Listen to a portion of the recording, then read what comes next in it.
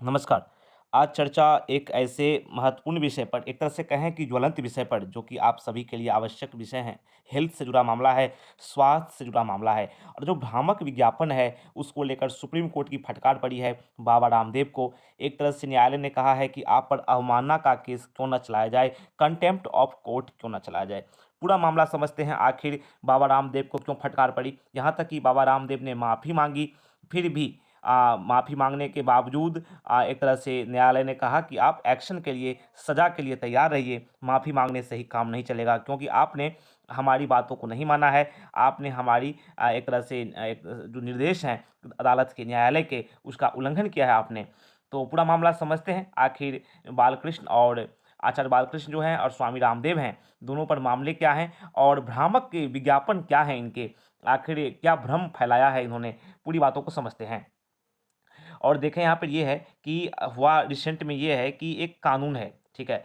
वो कानून जो है वो इसलिए बनाया गया है कि कोई कंपनी भ्रामक विज्ञापन ना करे, किसी को भ्रम में, एक तरह से भ्रम में ना रखे जो उपभोक्ता हैं उनको। तो उसकी धारा है 170, उस कानून को ही, एक तरह से नियमों को ही सरकार जो है समाप्त करने जा रही है फिलहाल में। तो उसको लेकर क्या है कि 2023 में केंद्रीय आयुष मंत्रालय ने चिट्ठी भेजा था राज्यों को और कहा था कि जो ड्रग्स एंड कॉस्मेटिक कानून, जिसकी भी चर्चा हमने की है कानून की, उसकी धारा 170 और उससे संबंधित प्रावधानों को हटाने के लिए अधिसूचना जारी की जाएगी।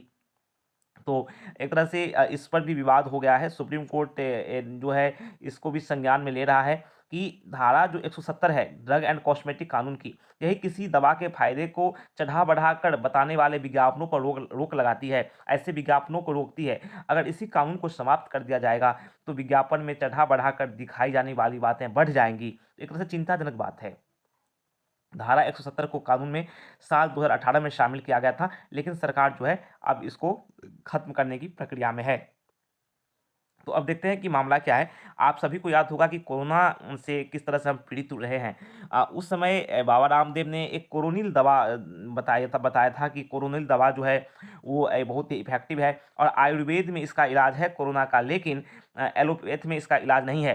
उन्होंने एलोपैथी को टारगेट किया था और उन्होंने मंच पर, उस समय उनके साथ मंच पर कुछ मंत्री भी प्रेज़ेंट थे। तो जिस तरह से इनकी तरफ से कुछ ज़्यादा ही चढ़ा-बढ़ाकर बातें की गई।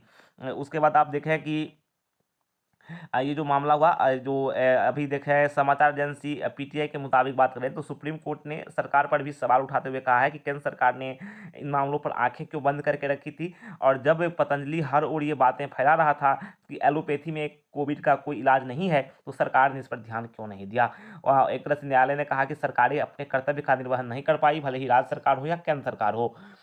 और देखें कि उत्तराखंड शासन को भी अगली सुनवाई के दिन हाजिर रहने का हुक्म अदालत ने दिया है। सुप्रीम कोर्ट अभी दिव्य फार्मेसी, यानी जो पतंजलि का ही दिव्य फार्मेसी है, उसके खिलाफ सुनवाई कर रहा है। इन विज्ञापनों में क्या है, ब्लड प्रेशर से लेकर थायराइड, जिगर और चमड़े की बीमारियों को पूरी तरह से ठीक करने का दावा किया गया था।